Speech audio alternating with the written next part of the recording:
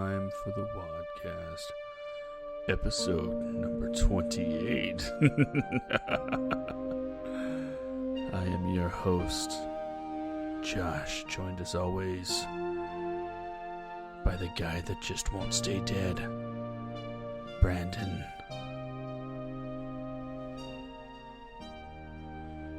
Oh, maybe he did stay dead. Huh. Usually there's another voice on the other end. But that does not appear to be the case right now. Hey guys, it's me, it's your old pal Josh. Welcoming you to another exciting episode of the WADcast. That's the writer, actor, director podcast where we talk about anything and everything about production.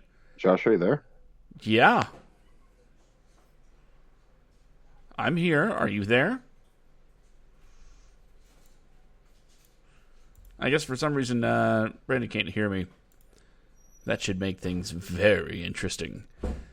Although if he can't hear me, he missed my great introduction, and that's a true shame. If you can hear me in the chat, go ahead and say hello. I see you there, Sue. Hey, how you doing?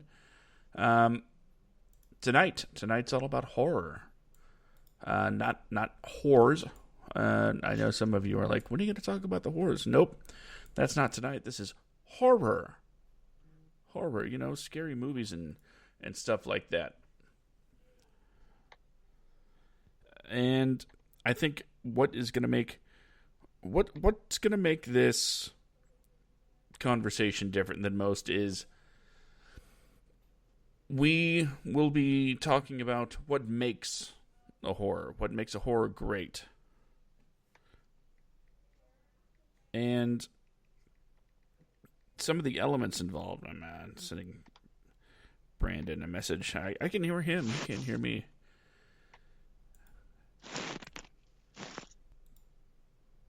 Anybody in chat want to let me know if he's coming through on the audio side? Well, not that he's really saying anything. Okay, here we go. Now I can hear you. It's about time you joined the party, man. Well, I've been finding what's going on. You last I heard you said I'm going to try something. If I do this, it'll be awesome, and then boom. Well, just in my opinion, I think it was awesome. If you didn't watch it, check it out later. I have. You didn't tell me anything. It's like, see, this is what happens when you co-host a show. Secrets are kept. No communication. I thought of it like 5 and then minutes I'm ago. just ignored for the first, I don't even know how long, 3-4 minutes of the show. Wow. Ignored? You didn't say anything. I couldn't, I'm sorry. That's why I texted you. It's like it was just dead silence on my side. Yeah, I forgive you, though. Let's move on. So what did you do wrong? I don't know. Waited for you. See, I've been hosting the show, talking to the guests in the chat, having a grand old time. And we're like, where's Brandon? Where's Brandon?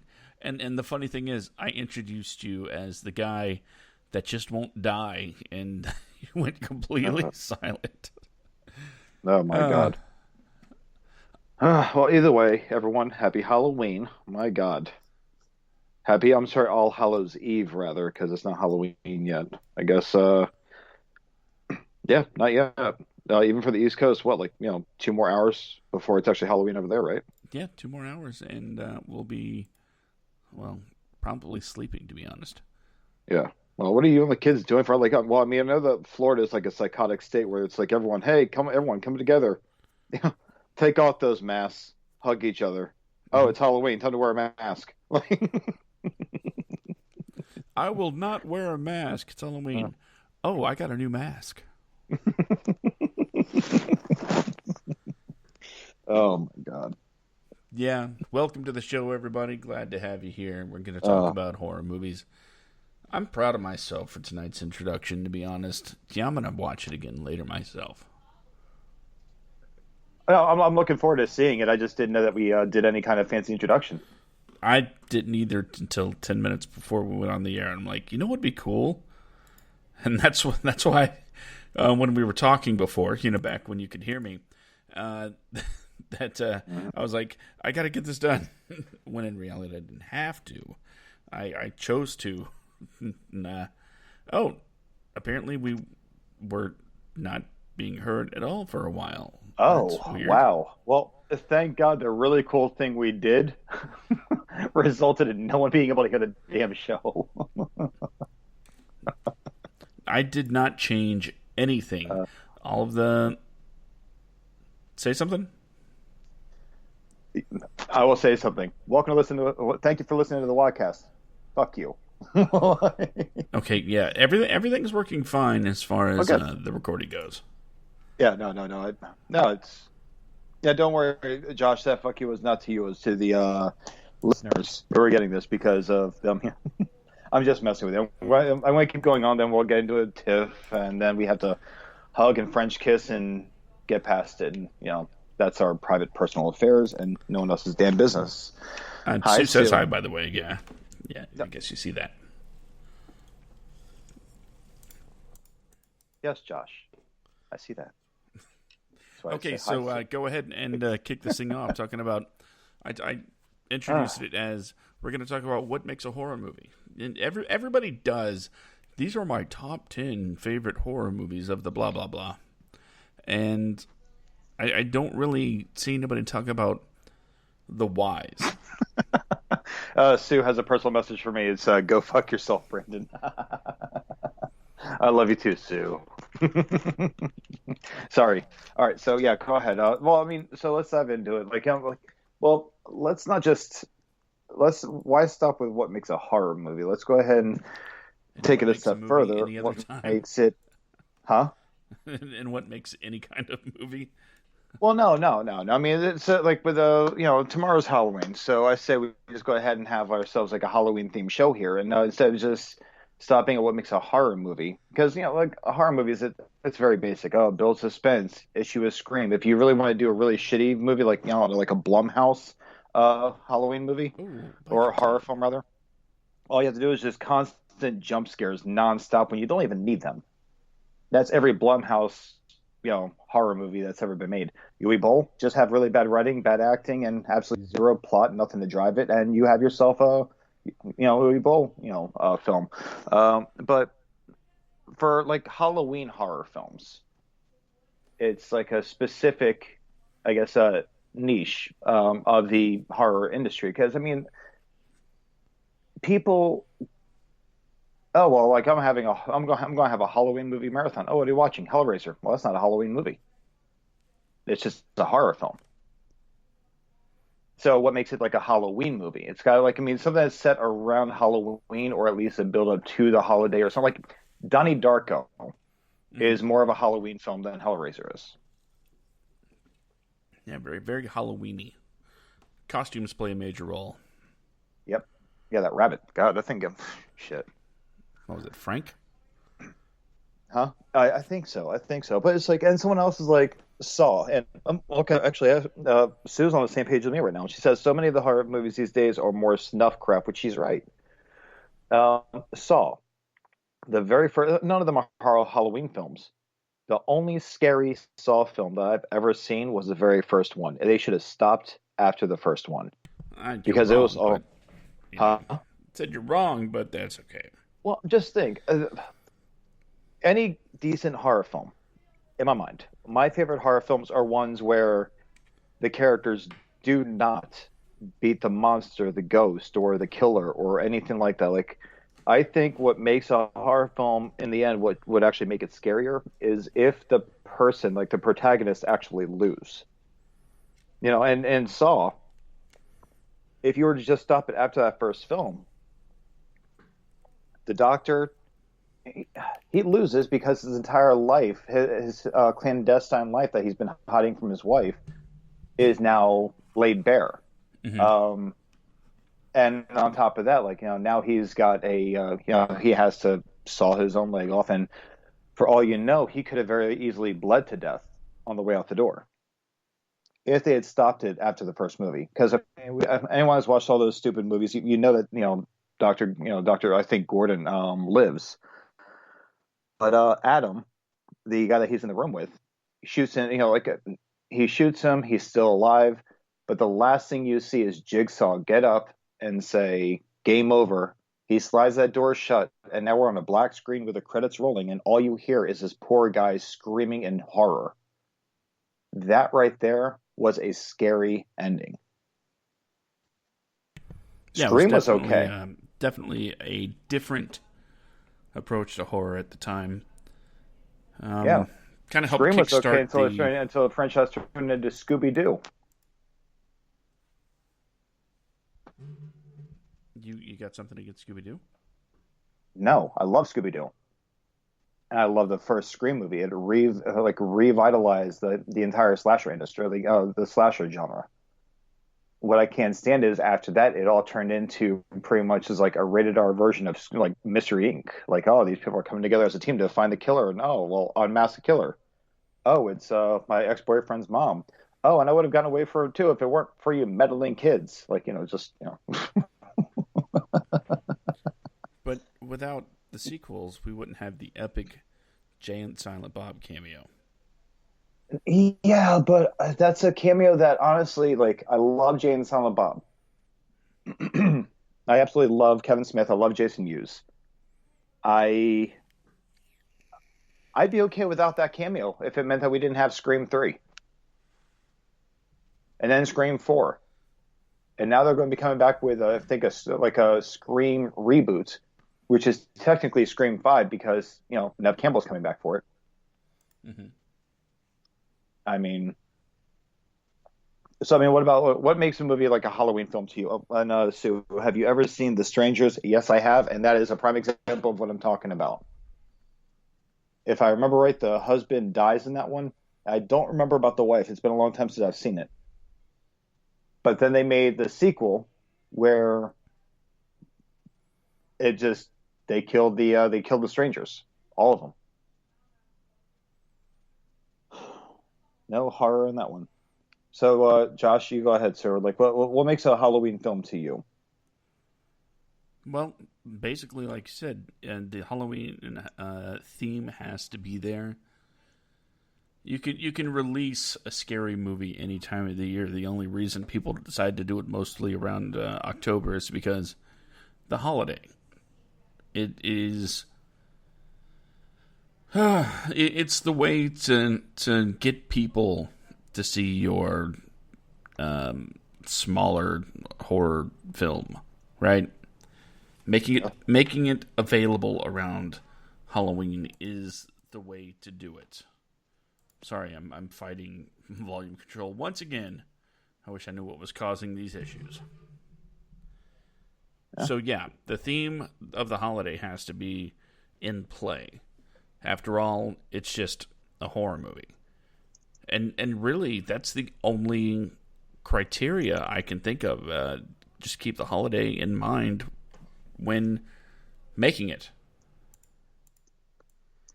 Whether it's through trick-or-treaters or, a bunch of jack-o'-lanterns everywhere. Whatever the case may be, you have to put it in the season.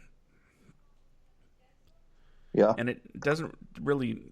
I know a lot of people are more partial to slashers around this time of year, as opposed to more psychological horror films.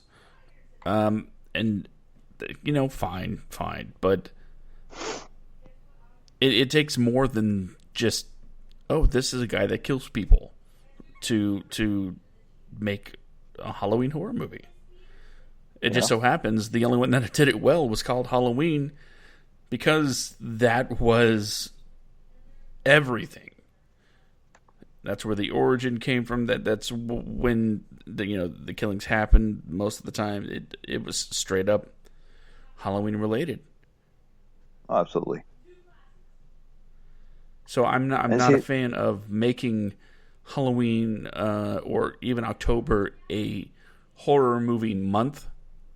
Because I feel like a good horror movie should be able to be seen any time of year. But there are certain, like, an example, right? In a different category altogether, A Christmas Story. I think it's a great movie. Period. It's just a really good movie. Great. But I only watch it at Christmas. Because there are certain times of year, I could watch it anytime I want, sure, but there are certain times of year where something feels that much more special. Seeing the decorations and everything mirroring what's going on in the actual world. I don't know. Maybe it helps the immersion. I forgot how much you enjoy Christmas. Yes. Comes with, having kids mostly. You get to see the world through their eyes. I would imagine having kids would make you hate Christmas even more. No. I get Halloween. I understand Halloween. Like, oh my God, I've got kids. I love Halloween. I get candy. They go trick-or-treating. I mug them, and, I get my fix. But when it comes to everything else, Christmas, you're spending a lot of money. You know what? It's worth it. It's worth it every year to hear. And I do. I hear this every year. My kids saying, this is the best Christmas ever. Because they appreciate so your kids what essentially they get. telling you that the year before that was absolute shit. Yes. I'm kidding. Compared to the current one, which means there's been a steady increase in, awesomeness over the years, which was all designed by me starting out getting them crap so they could enjoy my gifts as they get older. See, I'm a smart cookie. Oh, man. I'm only messing with you. I love you, man. I'm just joking. Your kids are pretty damn awesome. It's one of those, Halloween is, like, you have all these movies that come out, and I know that, like, I wanted to try to stay on the topic of Halloween-related movies, like, but there are movies that come out for every holiday, and some of them are really good. Yeah. Some of them are absolute shit. But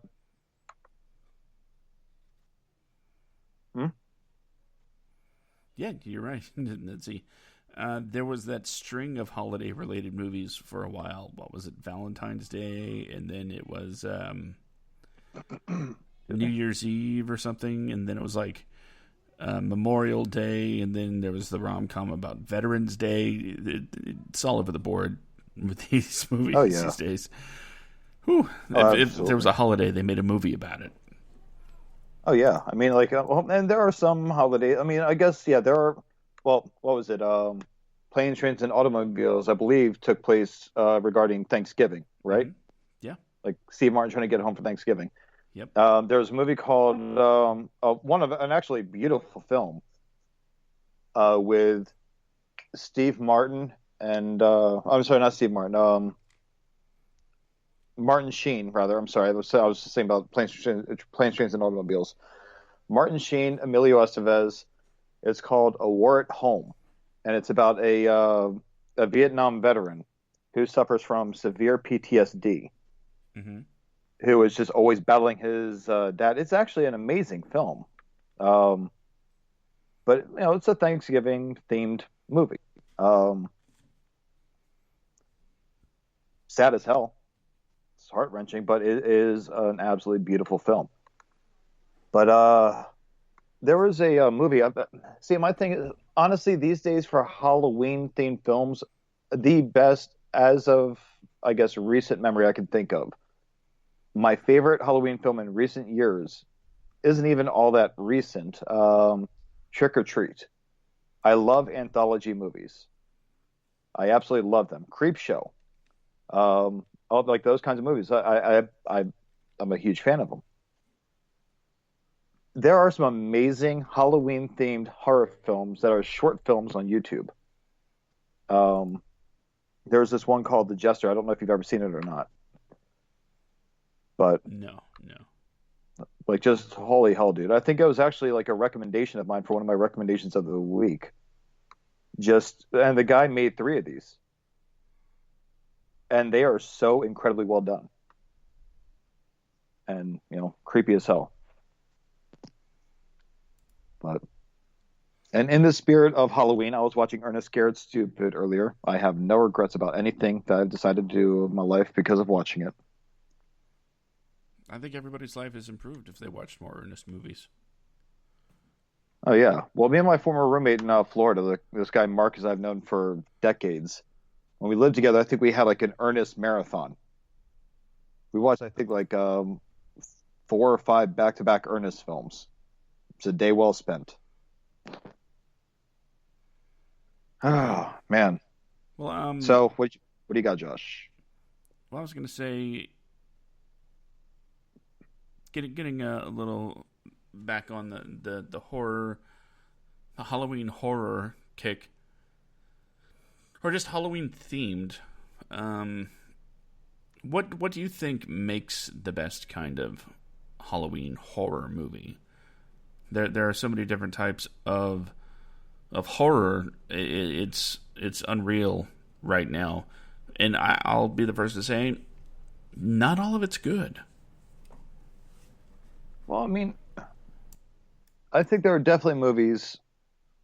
Now, if you have kids, I think the best kind of Halloween horror film to watch is one that you can watch with your kids on Halloween, like I guess a teenage level horror film. I think that would actually be a really good thing for kids to, a really good idea. But with me, I mean, buddy, I'm such a huge fan of just themed films, like themed movies. Um, like I said, like the best kind of movie you can watch on Halloween is one that takes place on Halloween. Like, I mean, just something that is actually really creepy. If it's not based around Halloween, something that has one of the aspects that you expect to see on Halloween. Not serial killers, they're around all the damn time. So Michael Myers, even though it's Halloween related, not part of the conversation that I'm having. Same with Freddy Krueger. Um, I would look at something like, say, like witches or vampires or werewolves, stuff like that. I think if it's something like ghosts, if it's something supernatural, I think it's okay for Halloween, but I think it's even better if that movie is centered around Halloween itself. Like Hocus Pocus, I like that movie. You can watch it with kids, and it's a pretty badass movie. Agreed. And those witches, Classic. Bette Midler would actually scared the shit out of me when I was a kid when I was watching it. And Sue says she actually, I agree with her. She says not a lot of gore, more head game psychologically frightening, which I agree. That's it. Well, there was. Have you ever seen the movie Silent House, Josh? No, No. no, no. This is kind of along the lines of what Sue's talking about here. I don't know if Sue. I don't know if you've actually if you've seen that movie or not, but it's Elizabeth Olsen. Uh, that's her name, right? The actress that played the Scarlet Witch, Elizabeth Olsen. Yeah. Okay. Uh, it's her, and it's the movie is shot to resemble just one long single take. It's very brilliantly edited. It's a movie. It's more psychological and everything else, but the movie is set up to look like it is about a ghost house when it's not, but it's made to look that way. What about you? What about me? I haven't seen it. Well, no. Like, what do you look at as like the definitive style of, like a Halloween film? Well, like you, I really appreciate comedy, and I love Ernest Scared Stupid. I will even tolerate a couple of Medea movies. Nope, lost me. Done. What can I say? My mom loved them, and I loved my mom, so it was one of those things we sat and watched together. Okay, then I understand it. Fortunately, my mom can't stand Medea, so I'm safe. But I do get why your mom was pretty awesome, so I do get that. And What else? I'll even say, with a really conflicting movie for a lot of people, has people divided. Hubie Halloween The Adam Sandler I Netflix actually, original. you know what? I actually kind of liked what they did with that. Like, I mean, it's and Adam Sandler, he followed through with what he said. He said that I think he said something like if Uncut Gems didn't win an Oscar, then he would just make the worst film of his career. Which I don't think that was the worst film of his career. No, not even close. I think that would be more like The Ridiculous Six is pretty damn close to that. Nope, Ridiculous Six is bottom 75%, but it's not bottom tier. It's ridiculous. Oh, but remember, Jack and Jill still exist, so.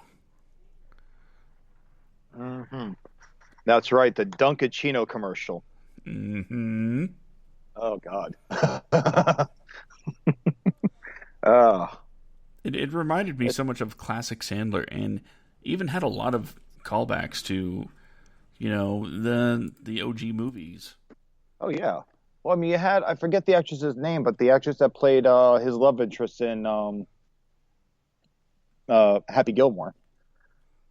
But honestly, like like the just dumb things like with his thermos, having every single thing he could ever need.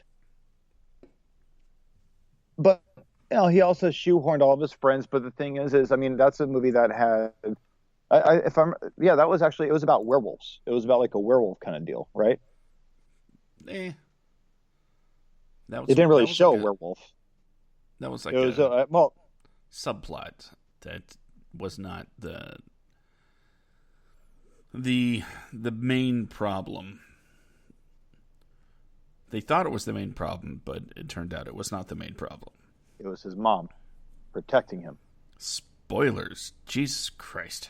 Oh, it's been out for 2 weeks. Listen, if you have not seen Hubie Halloween, by now, it's been out for 2 or 3 weeks. Some people might have been waiting for Halloween to watch it. Doubtful. Nope. Yeah, not how it works. Not. I think if you're listening to this, being the movie fan that you are, you either already decided to completely ignore it or felt like you needed to watch it right away. Yeah, exactly. I think that's pretty much it. And let me put it this way. If there are any real Adam Sandler fans, if there are actual Adam Sandler fans, there are no spoilers here. Because if you're saying, oh my God, you spoiled it, I love Adam Sandler movies. Well, you might. I'm a huge fan of his. Well, if you were, you would have already seen the movie. It's not like you have to go out to a movie theater to see it. You can watch on your phone, on your laptop, your TV, whatever. I mean, it's, it is 2020. That might have made it actually more endearing to me. The fact that it was just a Netflix movie and not a theatrical release. Yeah. Because it would have bombed. But because it's a Netflix original. Well, I mean, see, when he made the deal with Netflix, I think it was for a 7-picture deal. If I remember right, I think it was a 7-picture deal with Netflix. 6 or 7, which is where we have things. That's where we have things like The Ridiculous Six. We have The Do-Over. We have what do you call it? The Uncut Gems, Hubie Halloween. It wasn't just for Adam Sandler to star in him. It was for his production company, Happy Madison Productions. Mm-hmm. So you also had the wrong Missy, I think it was. Yeah. I think that was his company too. Surprisingly enjoyable, in my opinion. It's refreshing to see David Spade play the straight man because he that's how I was introduced to him in like Tommy Boy and Black Sheep and PCU and way back when he was just the earlier David Spade comedies. But so it was interesting to see him play like the straight character in another movie because you look at him in Grown Ups and you look at him in The Wrong Missy, it's just classic David Spade mixed with modern David Spade. But I don't know. I think it was just like for me, the girl that played the Missy that he actually ended up with on the trip. Yeah. I like her comedy. I'm going to start by saying that I like her comedy. No, she's very funny. I don't like her in that movie. she was nauseating almost the entire time to me. Which was the point. Yeah, the point is not to annoy your watchers so much that they shut the movie off and then just read about what happens in the movie. Now, Netflix got what it wanted. As far as Netflix is concerned, I clicked on the movie and they made money. Mm-hmm. That is, after all, how Netflix works. That's how their algorithm is.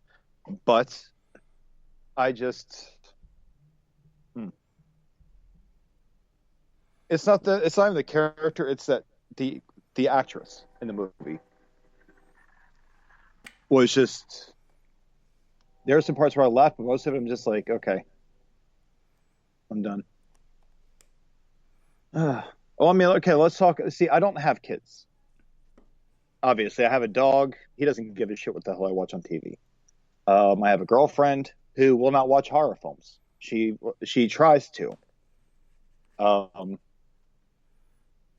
She used to watch them all the time with her grandfather. We watched People Under the Stairs, and she had horrific nightmares where I ended up getting punched in the face while she was sleeping one night.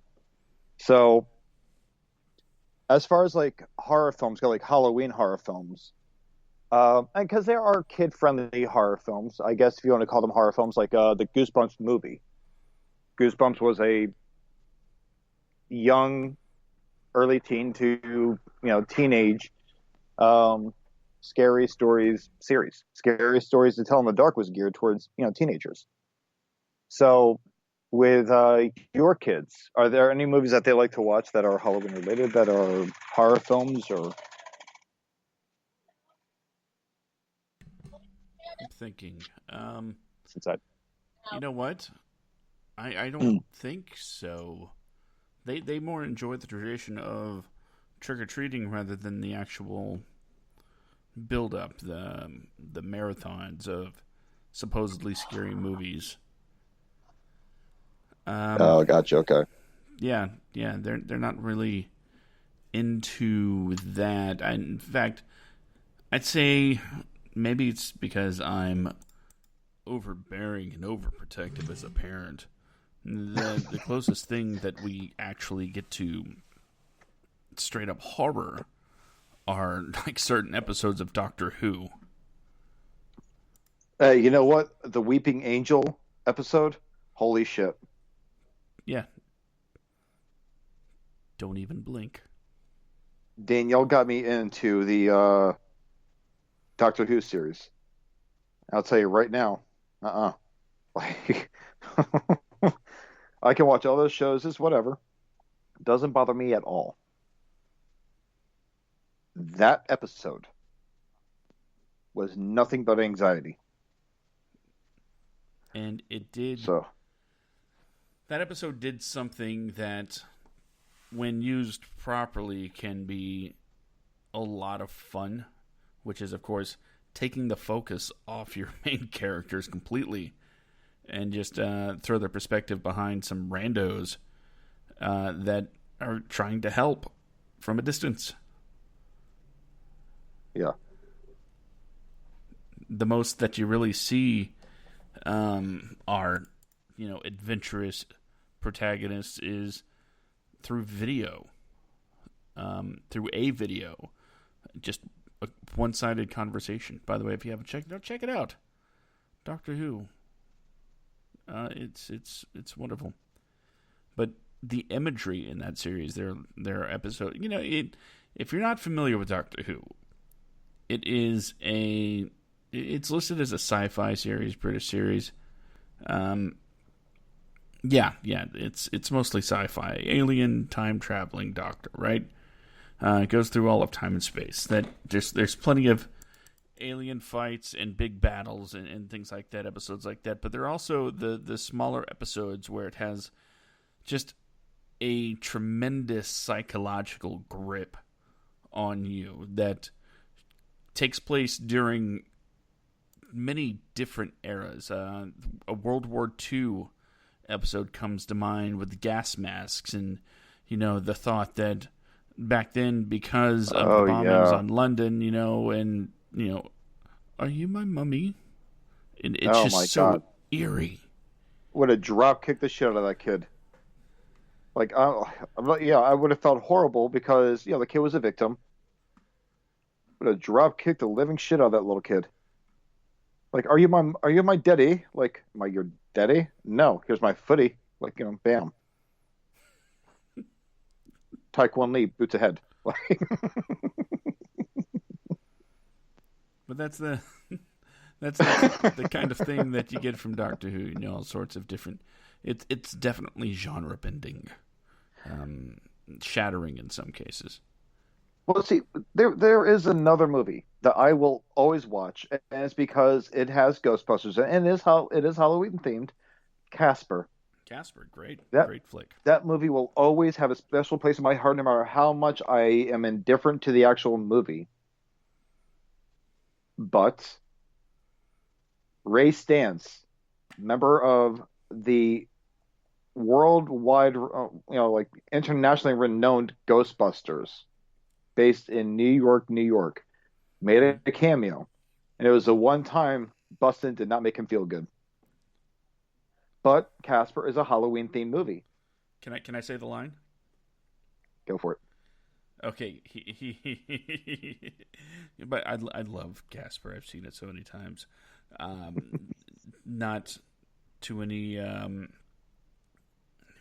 can't believe I'm about to say this.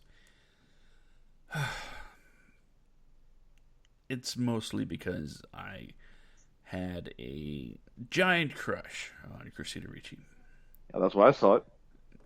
and so I watched it over and over and over again. I mean, don't get me wrong, I enjoy the flick, but I mean, come on, it's not worth 37 viewings, right? as as long as you're not watching it as an adult because you had a crush on Christina Ricci when you were a kid, you're like, oh yeah, that's my girl there. Because now you're talking about like a 13-year-old girl. So, uh, That's don't do that. yeah, I haven't seen it in a very long time. I've been So I meaning to thought. show it to the kids though. It's but there are some notable cameos as the owner of the house is trying to get rid of the ghosts. One of them, as you said, was a certain Ghostbuster, and he runs out of the house saying, "Who are you gonna call? Somebody else." And he just gets out of there. And then he runs away too. And, the funny thing is though, because a piece of the equipment from his proton pack was actually broken, and no one noticed it. And if they did notice it and they decided to keep it that way because he got ran out of the house by, Casper's uncles, Mm-hmm. it was brilliant because it just shows how much he got his ass kicked in that house. But the thing is, my problem with that scene was he always came out, he's too clean to me. Like, he doesn't have anything on him. Like, the priest comes out covered in stuff with his neck twisted backwards.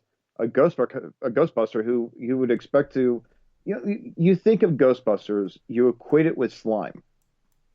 Yeah. He came out like just pristine, like busted part of his proton pack. That's about it. But he was clean. He was perfectly clean. If only they could have gotten Bill Murray to come out with slime all over him. Because I love how Dan Aykroyd delivered that line. Who are you going to call? You hear them roar. Somebody else. And he runs off. Could you imagine Bill Murray playing Peter Venkman coming out of the house? It's like, oh, what happened? What happened? It's like, who are you going to call? Well, call somebody else. And just walk off. Like, whatever. Honestly, I think the funniest thing would be to have Winston there. Have all four of the Ghostbusters come right out of the house and have Winston, the calmest member of the group, just slowly walking out. Just because, remember how he was in Ghostbusters 2 when the train runs through him and he just takes it like a champ. So now we have Winston coming out petrified, but he's so petrified that he's just being normal, like just. I would love to Man. see Bill Murray come out of the house and like, you know, I've seen some pretty crazy things, but those guys are dicks. Well, I mean, those guys have no dicks, so. Oh man, you By get the it way, because there's a line in Ghostbusters. Yes, I get it. But I do want to rectify something real quick. What? Well, you said the priest, right, came out with his head turned around. But for people familiar with Saturday Night Live, he would be known as Father Guido Sarducci. Recurring character from SNL. Yeah. In God, when was it? I don't remember when it was. It was before my time. It was. I'm pretty sure it was the like I don't. It wasn't 70s. I think it was like the early to mid to late 80s, somewhere around there. It was definitely before I was, watching SNL on a pretty regular basis. Well, see, mind you, like anything with anything with SNL that you see in movies, especially if Dan Aykroyd's in there, chances are he's the reason why that person came along with him, because he was in SNL for a couple of years when he was younger. Yeah.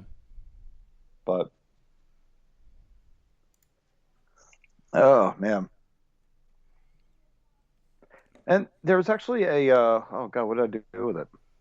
I think I accidentally closed that window. There was a list of movies that are Halloween themed that are actually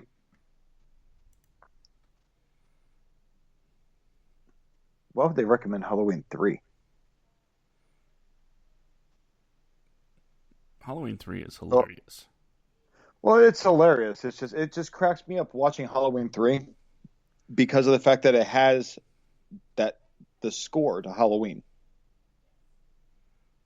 It's got nothing to do with Michael Myers, and it's the only movie in the world that you'll ever watch, and you'll never see Michael Myers pop up anywhere or even be mentioned, but you'll hear the music from the movies that you equate him to.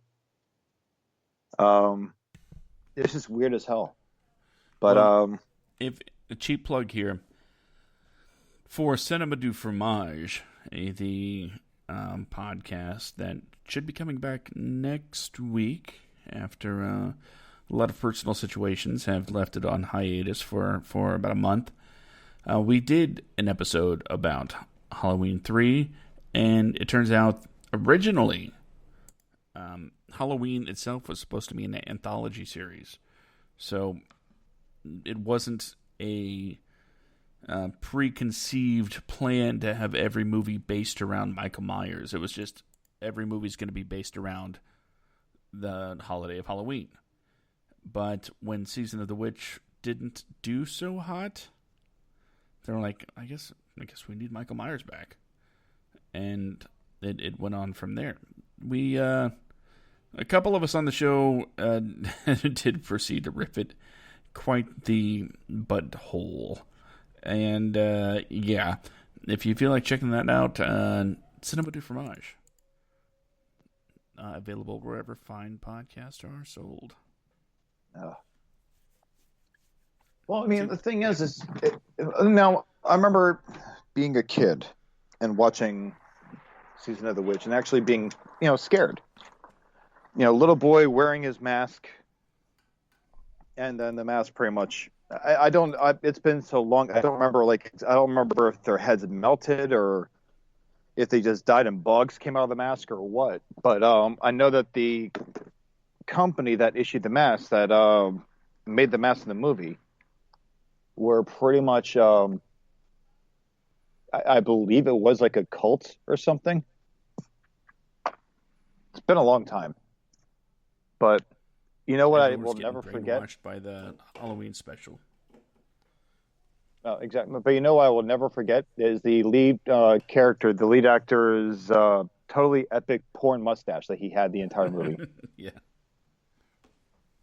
Like just That guy had Mustache Red written all over him. So you have that Trick or Treat. I mentioned that earlier from 2007. So, holy hell, that movie's already 13 years old. Um, but you want to talk about like an anthology movie? There you have it. I mean, that was one of the more modern, very well done anthology films. Um, just the way it ties everyone together, like you see them all interact with each other at some point, whether directly or indirectly. Just absolutely loved it. There was a movie that came out last year. I don't know if you ever heard about this movie called Haunt. Mm-mm. Um, yeah, it kind of it's kind of like a slasher movie, but it also has like a haunted house kind of trope to it as well.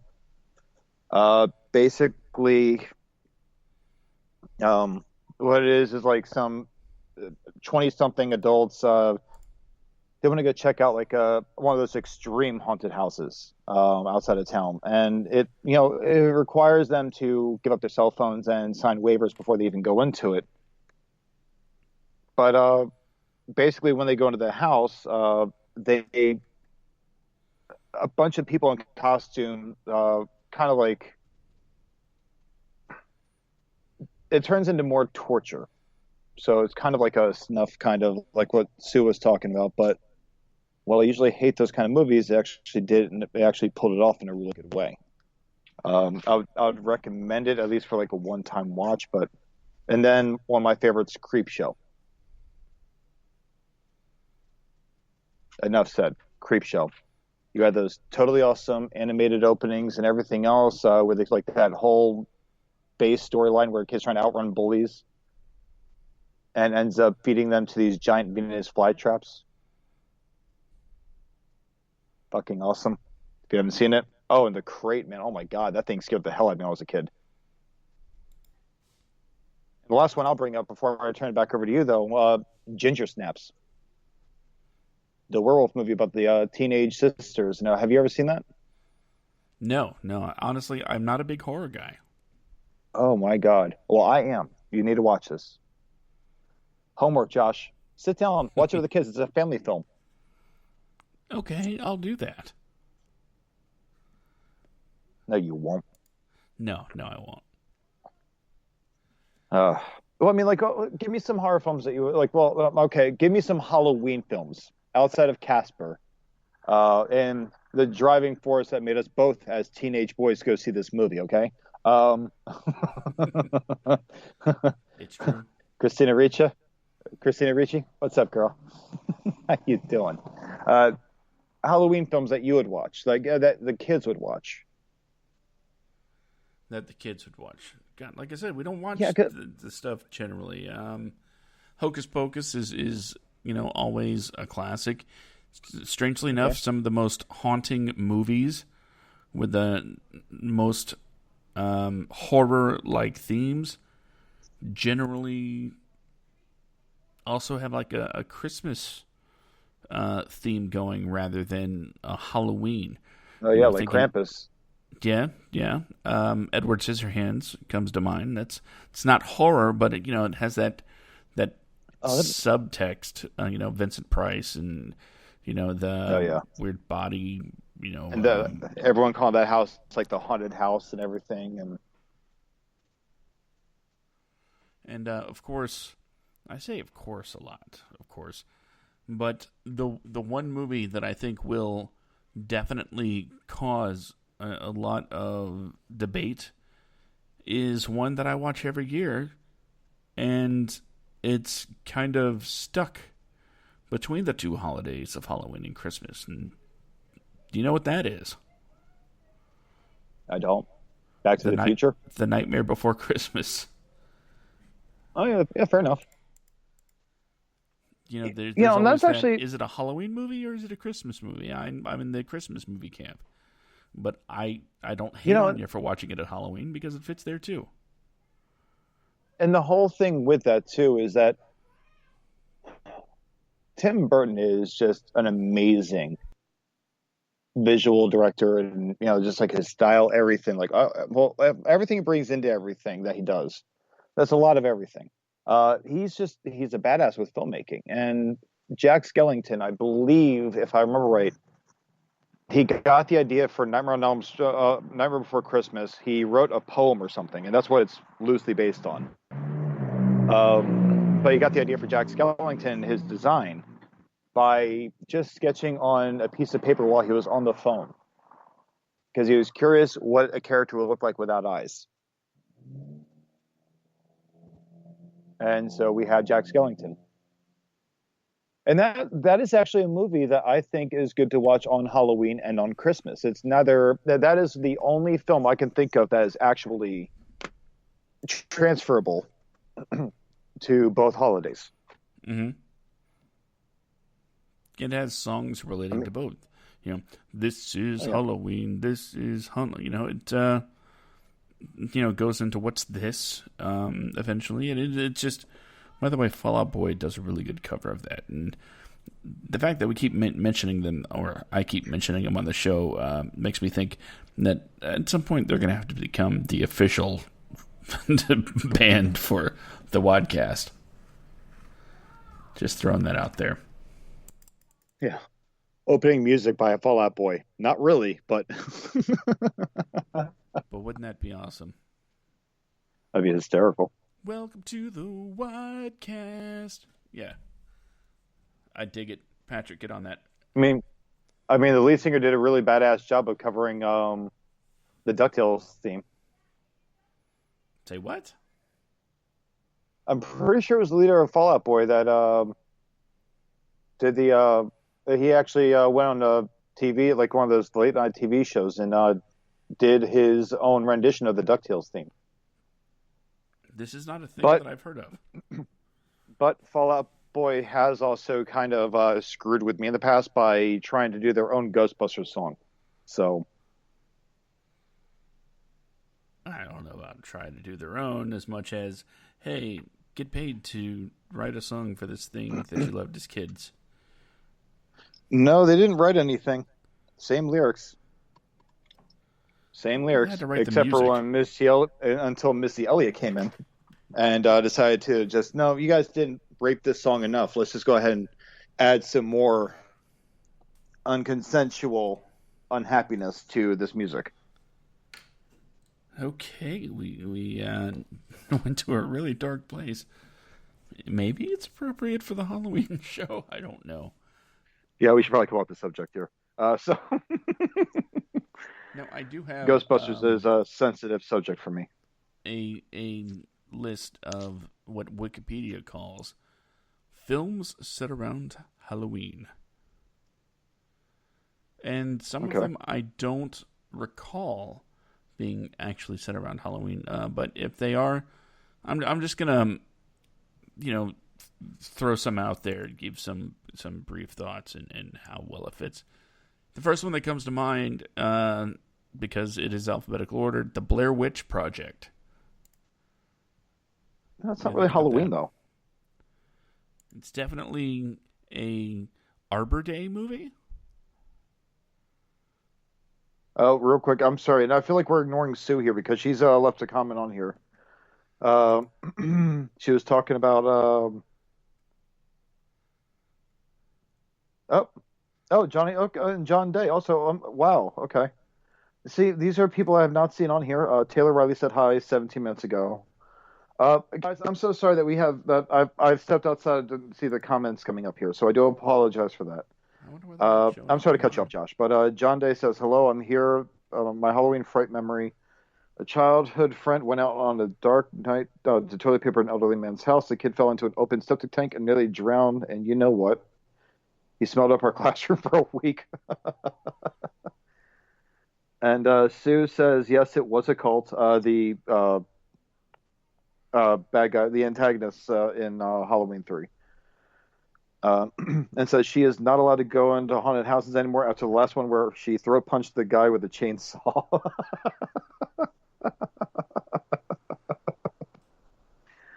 Oh my god, that's great.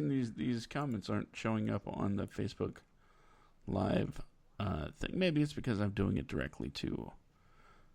I only see what is being commented on directly to the WADcast Facebook page. That could be it. Yeah, and she's saying, not impressed. Like, God. All right, so, what's this Wikipedia page? It is list of films set around Halloween. That's literally what it's called. And I can send you a link to it if you want. That way you'll be able to, have the reference material. I'm going to post this in the Skype chat.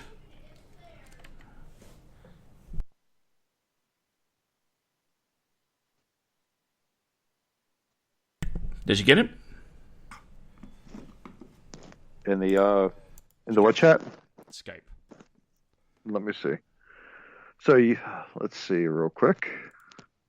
Now I will give Blair Witch Project this much. As boring as I thought it was, one, it is without a doubt a piece of marketing genius. It had people everywhere fooled. They thought it was a real thing.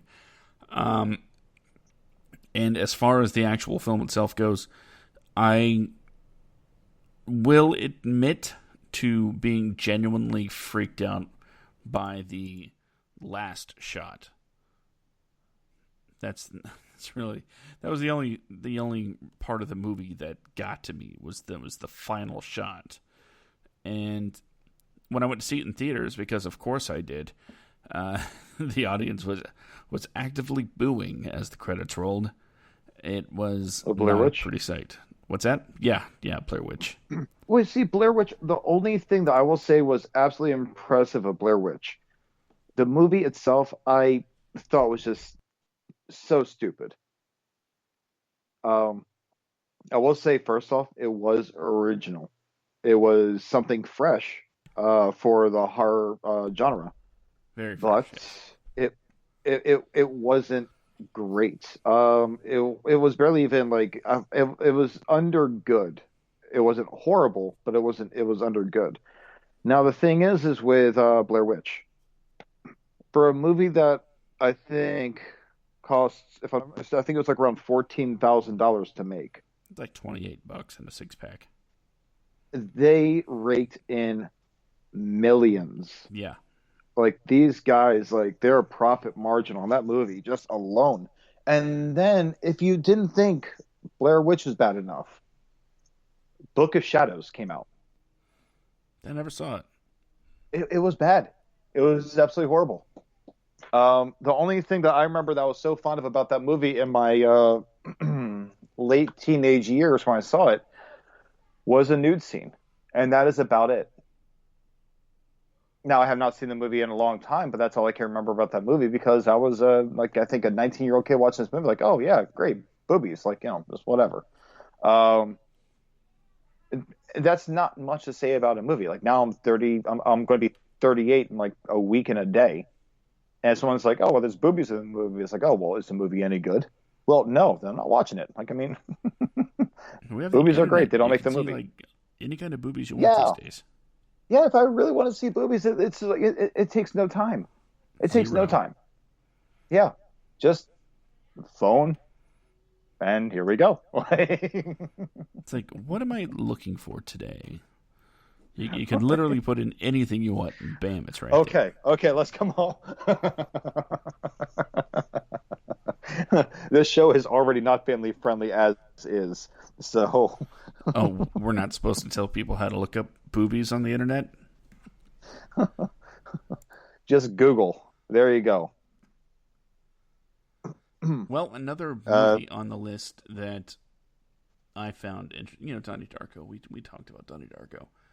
Love that movie, but probably my favorite that is, genuinely horror themed movie is Poltergeist, and to a lesser extent Poltergeist 2. And I do mean the original, 1982, not the thing that was remade. I didn't watch the remake. For all I know, it could be brilliant. It was so bad. It was so bad. I didn't have it in me to watch a remake. of what I thought was a classic movie. And it was 80s. That movie was so 80s. In fact, it was early 80s, so it kind of set the tone for what the 80s would be as far as everything. It's like it helped kickstart the let's put kids in danger trend that the 80s is very well known for. Oh, yeah. And the braces thing, and the tree, and the clown, and, they're here. And then, Coach, was in it. And, yeah, that's still what I call Craig T. Nelson. He'll always be Coach. Yeah, that was Craig T. Nelson before he worked with Betty White in one movie and started aging. But it's but then you have things like I'm looking at the list right now on Wikipedia. We'll post this up on the WADcast Facebook page, everybody. But yeah, I'm looking at and I know I asked you earlier about the movies that you'd watch with your kids and stuff like that. And as you said, your kids are not really big scary movie or Halloween movie fans. They're pretty much just like, let's go get candy, come home, and gorge ourselves. Mm-hmm. But there's actually some really it is there. I was about to say this, E.T. the Extraterrestrial. That is one thing that I think people kind of forget takes place around Halloween. Yeah, and there were so many callbacks. It was like there were so many callbacks to just Star Wars alone because Steven Spielberg and George Lucas have been friends for years. And they worked together on Indiana Jones and all those things. But with this, you had the scene, where they're trick-or-treating and E.T. sees the Yoda costume. Which, I don't know how long it's been since you've seen E.T., Josh, but if you go back and you watch that movie and watch the trick-or-treating scene, that's actually, for early 80s, that is a damn good costume. It was impressive. Or maybe the detail alone. You remember another movie called Attack of the Clones. That's what it was called, right? Yeah, where E.T.'s in the where he's his race is in the Galactic Senate. Yeah. Yeah. Yep. Hotel Transylvania. That was pretty good. One of my favorites. Hold on. Hotel Transylvania. It was one of those movies where I'm like, oh, it wants to be Pixar. It wants to be DreamWorks or whatever. It wants to be. I did not even think it had a chance of being good. But when I watched it, I love Adam Sandler, so I was going to give it a chance no matter what. But when I watched it, I was like, damn, this is actually good. It's really good, and it tells a pretty heartwarming story about, an overprotective father who happens to be Dracula and always going blah, blah, blah. It's, oh, you didn't do it. Just real quick, why the hell is Showgirls on this list?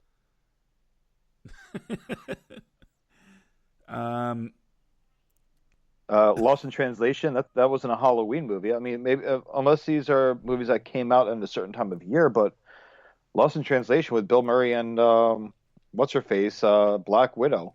It was I actually really do like that movie, but that wasn't a Halloween film. Why are these on here? The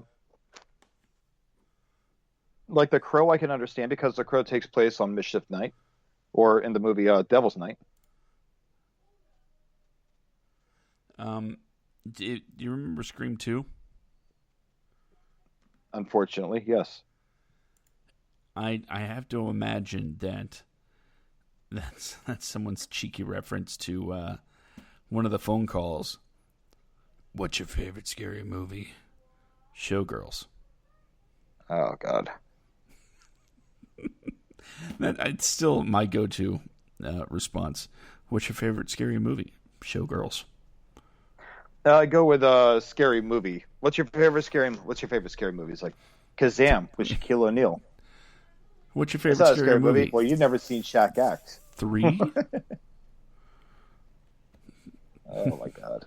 What's your favorite scary movie? The original, of course. Everything else was just a pale imitation afterwards. How meta of us. And Sue says that she loved the original Poltergeist. Of course she did. Who hasn't? The original Poltergeist is absolutely amazing. Weird thing about the original Poltergeist. Everybody, Deanna, welcome to the Facebook Live chat. If you want to chime in, tell us about some of your favorite Halloween-themed films. Adult or child-related, doesn't matter. When I say adult, I mean rated R, not like the adult, like, oh my god, I think I looked at the wrong Avengers movie. Like, I was looking up April O'Neil one time on Google trying to figure out, like, someone was mentioning, like, I was looking up an April O'Neil costume because a friend of mine wanted to go as April O'Neil for Halloween this year, and her boyfriend was going to go as Casey Jones. So I type in April O'Neil and Casey Jones, and Josh, there's actually an adult actress named April O'Neil. I did not know that. This is coming as news to me as well. Yeah, I only watched the video like 5 times before I realized I was disgusted. No, I'm joking. I didn't watch the video. I was just like, the hell? I had not. Okay. I had not been privy to this information before this moment right now.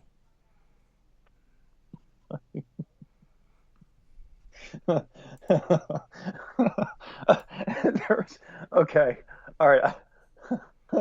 You know what? Fuck it. We're already in NC-17 territory right now. I might as well just go for the gold here. It's April O'Neil watching the Ninja Turtles fight against a female equivalent of the Shredder, but this female equivalent is called the Spreader. Yeah, it's about as I will say this: the costume design was amazing. They must have had a decent budget. And costumes are related to Halloween, so this is a Halloween-related movie. There we go. Yeah, that's how you tie it all together. By the way, we went so far off topic. Sue, say something. Come on, keep me in check here, man. By the way, I still stand by this. For research purposes only, I know this for a fact, but the adult version of Batman vs. Superman is superior than the Zack Snyder version. My god. Well, I don't know. We haven't seen the Zack Snyder cut yet. Of Batman vs. Superman? Oh no, I'm thinking Justice League. I'm thinking Justice League. No, yes, you're probably right. I would not know. I don't actively go looking up, Batman, Superman, Wonder Woman 3-way. I assume that's probably in that because that's what the kind of movie it sounds like. Well, again, we don't need to go into these kinds of discussions. Your silence says everything about how right I am. I can neither confirm. Well, I can totally confirm it, but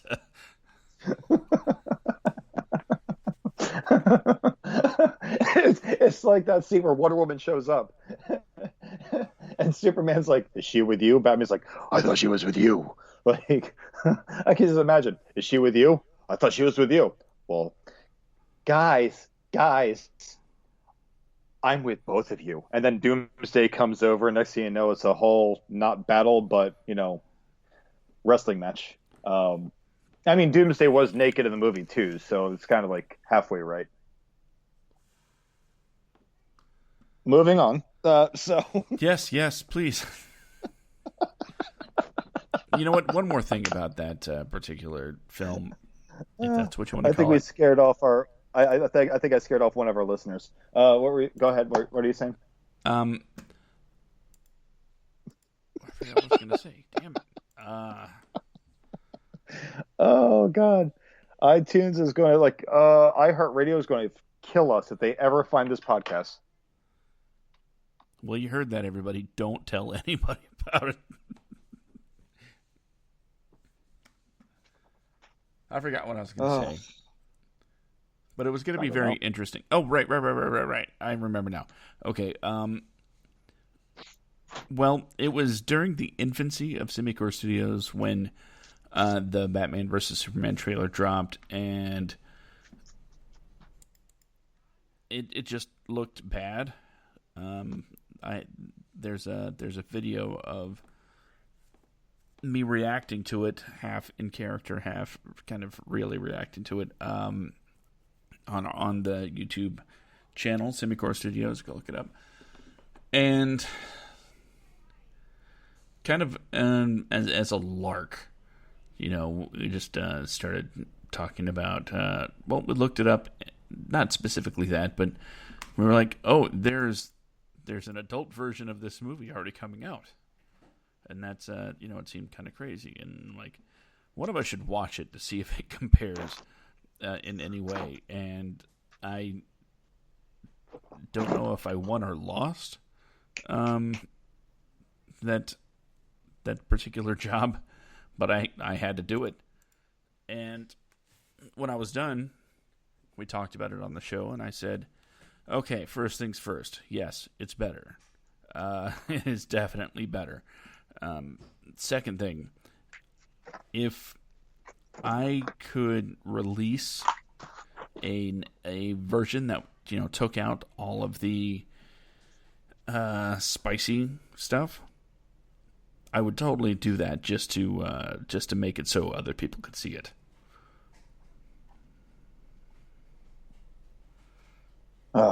You can. Technically, you can just download and edit all the spicy stuff out of it. I was very tempted to.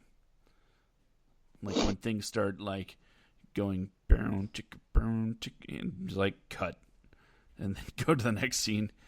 It definitely follows the actual Dark Knight Rises story more accurately with the Batman vs. Superman thing. Oh, my God. They're like, this happens, then this happens, and then there's this, and then like everybody's naked. And, you know what? But we are definitely going to be moving on from this topic now. Mm-hmm. Just giving my 2 cents there. But going back to Poltergeist, because it was a movie that was produced by Steven Spielberg. And his fingerprints are all over it. Well, wasn't that giant demon? I'm pretty sure the giant demon that they used at the end that was popping out of the closet was actually one of the angels from Raiders of the Lost Ark. If I'm not mistaken, I think that was the same puppet. They just kind of reused it, repurposed it. But I'm fairly certain that was actually one of the angels from the Ark at the end of that movie. It would not surprise me in the least. But, where was I? Tobe Hooper, if I'm not mistaken, is listed as the director. Right? Okay. Well, according to, I guess, people, there was a reason Steven Spielberg couldn't direct, because he was supposed to be preparing to film E.T., So the story goes, Poltergeist was actually directed by Steven Spielberg, and they put someone else's name on it to, make sure there were no legal issues. Oh, okay. Do I know if this is true? Not particularly, but it's a story that I've heard for years and years and years. What? Actually, something really funny with Steven Spielberg was, it's not a Halloween film, but it is a ghost movie. The movie, The Haunting, with Liam Neeson, Catherine Zeta-Jones, Owen Wilson. That was actually something that Steven Spielberg had helped, make happen.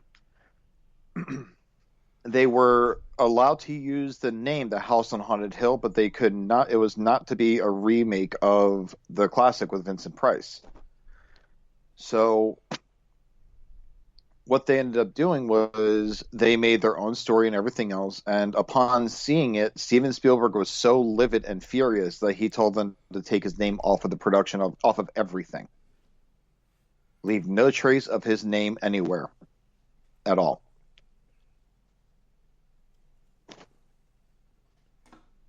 Just a little fun tidbit, little fun fact there. And after like watching the movie the other night for the first time in about 20 years, I'll tell you right now, I can see why he didn't want his name on it. It's not a great movie. It's kind of like, bad. Yeah, I haven't seen it. And none of it makes sense. Like the doors to hell. Like, well, why would you build those in your house? Why wouldn't you? Well, I mean, if it's well, why not just put them everywhere? You know what? That would save the Ghostbusters so much time. Good Just point. and then somehow the lead actress she dies. I don't know how the character dies. The ghost tackles her. She gets hit. That she gets pushed against the door. It's not like she went to hell. They laid her down, and like all the demons and everything else on the door, they laid her down very gently. She felt like she lays on the floor. She looks up, and then she closes her eyes, and then her spirit floats up with, I guess it's supposed to be the spirits of the children, but they're all bronzed because I guess that's what the statues were. So the kids, I guess, were bronzed as well. It was so bad. Like I've been trying to conduct research for the last like 3 nights because it's been driving me crazy to find out what killed that character exactly. I found nothing. I read the script. It says nothing about why she died.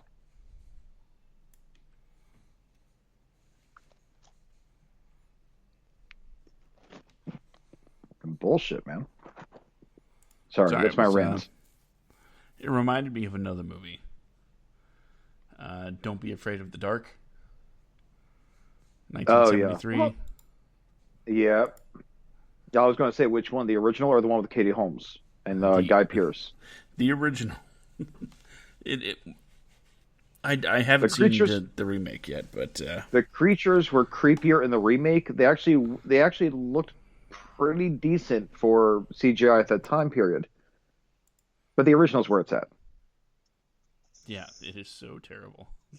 It's bad. But it's that horror bad that where you're like, I'm enjoying the crap out of this. It one again, we covered this on Cinema du Fromage. One of the biggest statements that I guess that I made was, you know what? She was actually better off at the end of the movie being abducted by those little demon things. Oh, I forgot the kid was abducted by those things at the end of the movie. Oh yeah, yeah. She's Buddy, like it's been years. she's okay. Get this, people. She's Her parents sucked in drugged that by movie. her friend, right? Yeah. They're like, she's going nuts. We need to get her to calm down. So she slips her a Mickey, and then the friend goes to investigate a noise outside, which leads to a great little foible, an error, because it goes from the husband driving home, like speeding home, who, by the way, didn't believe a word she said through this whole movie, and kind of treated her like crap. He's driving home, and it's nighttime, and the friend is outside, and it's like they forgot the night part of day for night, so it was day for day. Yeah, and it was weird. So the little demons, they go after. She fights them off for a second, and these things are like 4 inches tall or something like that, 6 inches. And there's only 3 of them, and it's not like they have any actual powers or anything. They just they just start dragging her down the stairs and throw her into the bottom of the chimney. And the thing is, pretty much everybody treated her like crap. Everybody that loved her treated her like garbage, by not believing her and telling her she's nuts and things like that. and the little demons were just saying, praise you, worship you, and things like that. They didn't sound like they wanted to take her to, I don't know, make her the queen or something like that. So when the credits rolled, my thought was, you know what? I think she's better off. She's finally away from her terrible husband and her awful friend. Well, you see, like the thing is with the 1973 version it's different because that was just a made-for-TV movie. Mm-hmm. Like it wasn't like anything set to like. I'm not saying that made-for-TV movies are inherently bad. They're not always that bad. No, the original It nailed it. Yeah, I left quite a few things out, but it was still. I still look at the original It as being superior to the movies that came out like the last couple of years, and I love those movies. They actually did a fantastic job. I honestly can't figure out who did a better Pennywise, whether it was Tim Curry or Bill Skarsgård, but they were both like very, very different versions, but both good. Now,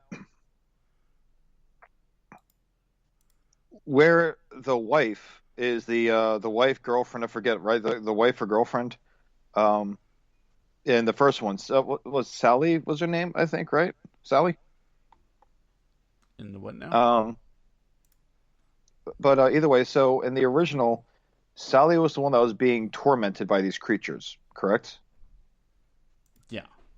So in the remake in 2010 that came out, and the only saving grace for this movie to me is that was Guillermo. God damn it! I'm sorry. Guillermo del Toro. That's it. I'm so tongue-tied. I can't pronounce his damn name. Whatever, Mr. Del Toro.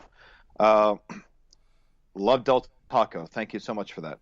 But the thing is that in this one, Sally isn't a grown woman. Sally is instead an 8-year-old girl, and her father, his girlfriend Kim, they're restoring this mansion for a client. So that's pretty much how this movie is set up, and Sally is kind of, I don't know. She's drugged by her mom, and forcibly put into her dad, Alex's car. Now, all this goes down, and these creatures start coming about, and these creatures are obsessed with children's teeth. Like, that is what they eat. They want children's teeth. This whole movie goes through, and none of the adults believe this girl. All these things keep happening. The adults do not believe her. There's this character, Kim, who pretty much, the father's girlfriend, rather, played by Katie Holmes. Sally is pretty much ambushed by the creatures. They knock her out, and then when she wakes up, her feet, her hands, everything, she's tied up. And they're dragging her to the basement to transform her into one of them. So Katie Holmes' character wakes up.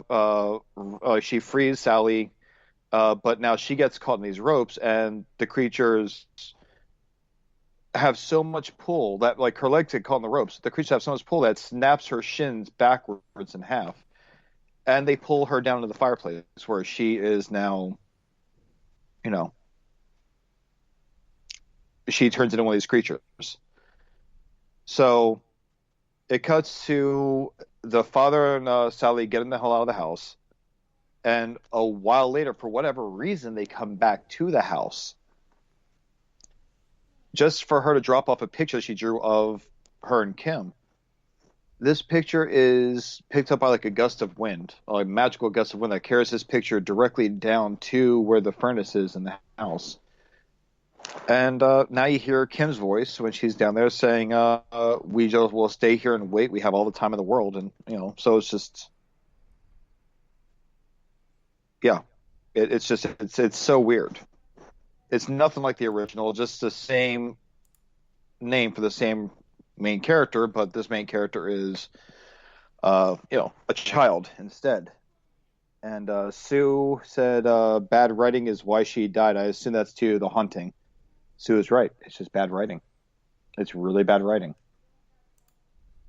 But I guess when you're a known screenwriter and working for the mainstream film industry for so many years, if you're sought after, you can be a shitty writer. And be like, oh, he's such a great writer. Like, whatever. Even the best of us can be be in a rush. Yeah, but listen, man, The Haunting is one of those endings where it's one of those endings in a movie where it's honestly like the screenwriter wrote the entire thing while they were taking a shit. Okay? And I said this before. As soon as they were done wiping and flushing and pulling their pants up, like, oh, I have an ending. One line. Well, how does this get there? Oh, I didn't think that through. I was taking a shit. I finished. So here's your script. Pay me a couple $100,000 now, please. Oh man, I'm gonna have to move away from Los Angeles because I'm not going. My humor is not going to fit into Hollywood, at all. Like,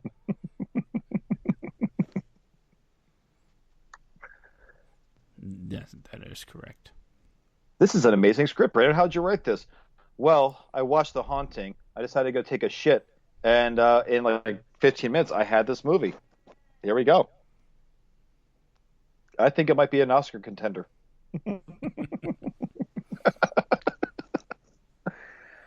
Oh man.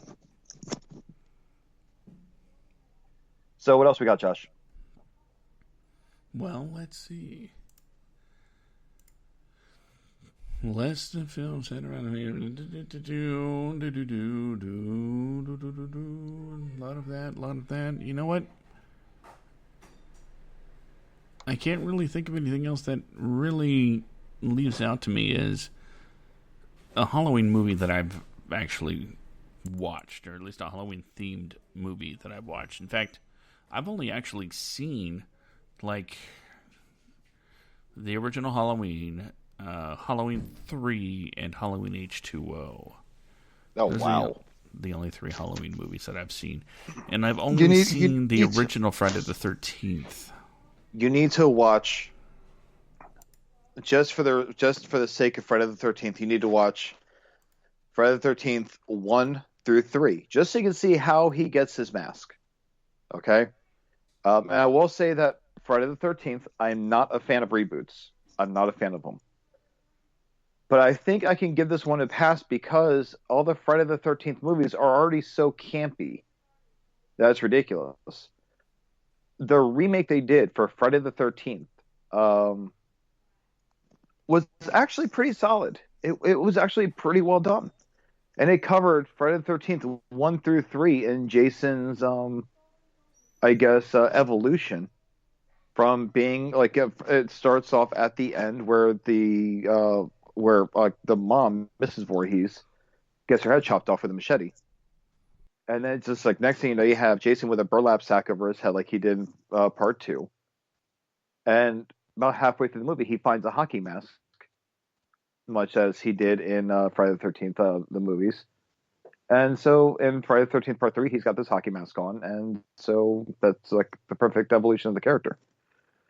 So it didn't take 3 movies to do it. It just took 1, and they did an okay job. But I think it'd be fair if you're to watch Friday the 13th 1 through 3. It's worth it. I like those ones. And you need to watch. You watch the first Halloween. Don't even watch any other Halloween. I enjoy those movies, but it kind of like just starts going off in this weird path, and then it stops taking that path. And then the path that was made to revamp the path that it was taking is revamped by being erased by Halloween that came out last year. Yeah. Either way. But Jamie Lee Curtis came back for the new Halloween movie. And yeah, so exactly that one right there. The Jared Padalecki one. The Friday the 13th. The guy that was in Supernatural. But Yeah, Josh, it goes the new Halloween movie. It completely takes away the idea that Michael Myers is Laurie Strode's brother. They're not siblings. It was just something people made up, and that Michael Myers was apprehended later that night, after the events of the first Halloween movie. And Jamie Lee Curtis has been waiting and waiting and waiting for something to happen with Michael because she just didn't trust that he would never, stay locked up. Sure enough, Michael Myers gets freed, and then he comes after Laurie Strode. You need to watch it, man. I would highly recommend you watch it. I know you don't really care for horror films or slasher films, but I would say you need to watch this one. Plus, Jamie Lee Curtis at her age is still, holy shit, fine as hell. And she's a badass. Like, I would totally let Jamie Lee Curtis send me a birthday card with $20 in it.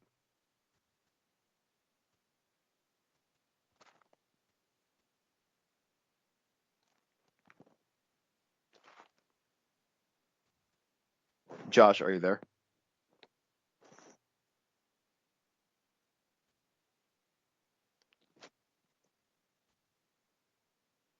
Joshua.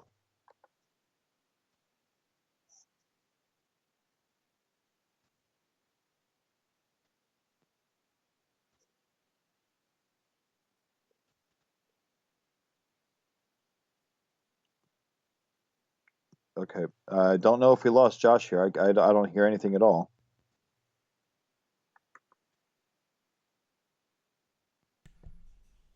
That was a very interesting story. Brandon. Okay. Are you back? Hopefully. There you are. I didn't know what the hell happened with you. I had to prevent a murder. Oh, okay. Oh, okay. Gotcha. That's right. Well, guys, it's COVID. We do all this out of our houses. So, and Josh has children with a strong sense of sibling rivalry. So, Mm-hmm. and Sue, what did you even hear me talk about? Did you hear me talk about the movies, or did you leave the room? No, I totally left the room. Wow, douche. Hey, I sent you a message. I'm sorry. I'm focused on the sanctity of our show, and I have not received a message. Did you send it through to my phone or to Skype? I sent it through Skype.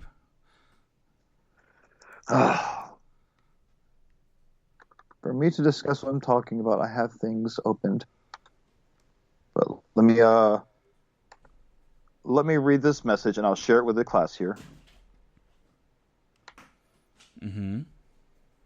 Got to step away for a minute. Buy me some time. Okay.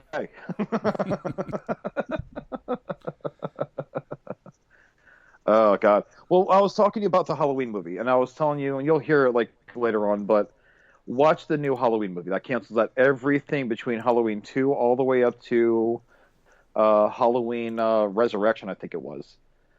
I don't count the Rob Zombie ones, even though I actually kind of like the first Rob Zombie movie. The first Halloween. I like that one. The second one was okay, but they're not related to that universe. So watch the first Halloween movie again, skip all the ones in between, and watch the newest one. Okay. It's so well done. It's such a badass movie. And Michael Myers in this movie, I think he's in his 50s or no, he was excuse me. Halloween first one came out I think in 1978 or 79, and he was 21 years old then. So if you smack 40 years, he's in his 60s in this movie, and he is still a badass. And William Shatner still looks younger than the mask based on him. Well, I mean, that's because the mask is latex and William Shatner is all plastic. Good point. Good point. So.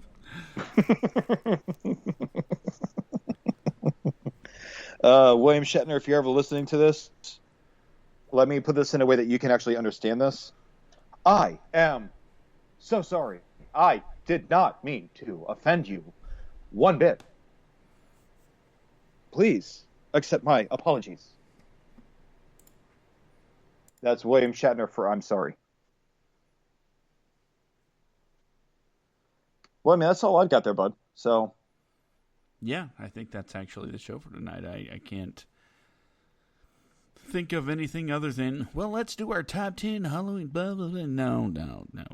Maybe another show would do something as yes. And next low. week's show can be dedicated to my life because it will be my birthday next Saturday. So let's go ahead and make next week's show super special. Yay, Brandon. Talk about his greatness. Oh, And that's right. Your birthday is in 8 days. And it is. I'm going to be a full-grown man. No. Except when it's cold outside. Then I go back to being 8 years old again for some reason. Such is the curse of being a man. So tell everybody to follow us on Instagram and whatnot. Okay. Well, you can follow us on Instagram as if I actually do anything on social media, what I should. I suck at it. You can follow us on Instagram, Instagram.com/the WADcast. You'll notice our page with the little black circle with a white banner in there that says, guess what? WADcast. You can also find us on Facebook. Guess what? If you're listening to this on Facebook Live, don't worry about it. You already found us. Now all you have to do is like the damn page, follow the page, help us get it up there, share the page with your family and friends. These podcasts are innocent fun for all ages, and we cannot get out there and get that traction unless you guys share our brilliance with the world. Now, that being the case, you can find me and my somewhat, possibly somewhere in some universe attractive face on Instagram at Instagram.com/BJacksman82. Nope, BJ. Let me double check that one. I think it's just BJacksman. Like I said, I'm not a Facebook guru here. Yes, BJacksman82. I was correct when I corrected myself. BJacksman82. There's a picture of me with long golden locks in that profile picture. Go ahead and just slap like on that one. Follow, whatever you got to do. And Josh, how about you, sir? Where can they follow you? Well, if you really want to know, you can always follow me on Twitter at SkitComic. That's been my handle for 2 decades now on everything. So if you see SkitComic anywhere, it's probably going to be me. If you want to follow the WADcast on Twitter, it's WADcastPod. And if you want to follow Semicore Studios, the home of the WADcast, you can go to WADcastPod. Always go to SemicoreStudios.com for all of the pertinent links, information, and things like that. Follow Semicore Studios on Facebook. Give it a like. If you are listening to this on a delayed basis, you downloaded the episode and you're like working out, keep it up. Push for that extra mile. Go for it. Do it. Put that extra 50 pounds on the bar. You can handle it. Just a little workout motivation, just in case you're listening while you're working out. Yeah, rate, review, subscribe. Let people know what you think about the WADcast and Semicore Studios. That way, we can move up in the algorithms and do a bunch of things. By the way, announcement time, and it's one of those these things where maybe I should have told my co-host beforehand, but it slipped my mind. The store is back up and running. Yeah, you didn't tell me that at all there, buddy. The store at TeePublic, I just posted the link in the chat. Right now, it has, let's see,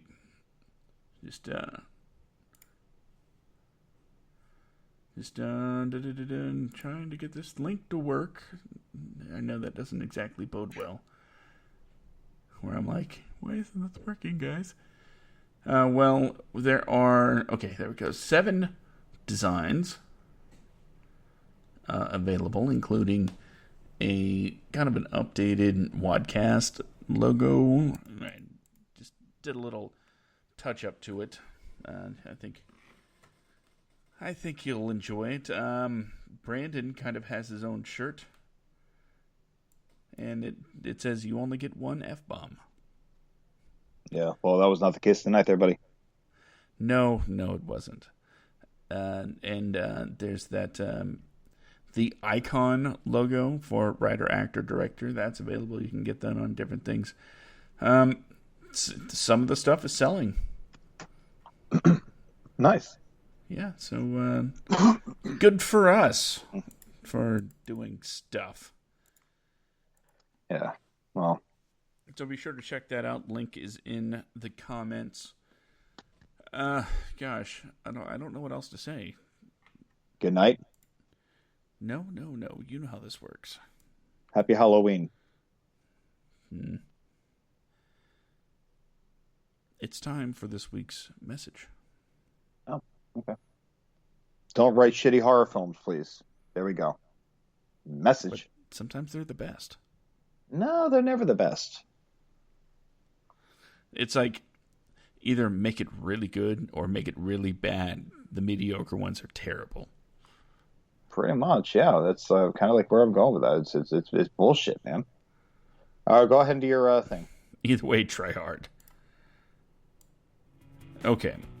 No, do or do not. There is no try. Okay, it's Yoda. He said that. Okay, remember, you have a dream. And the only thing standing in your way is you.